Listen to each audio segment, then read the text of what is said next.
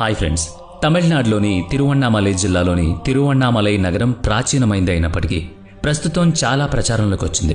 దేశంలోని వివిధ ప్రాంతాల నుంచి రైలు బండ్ల సౌకర్యం ఏర్పడింది.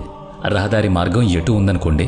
ఇప్పుడు విషయం ఏంటంటే, ప్రతి మాసం పౌర్ణమి రోజుకు దేశం నలుమూలల నుంచి, మరీ ముఖ్యంగా దక్షిణాది రాష్ట్రాల నుంచి తిరువణ్ణామలైకి వచ్చేవారి సంఖ్య మిక్కిలి ఎక్కువైంది.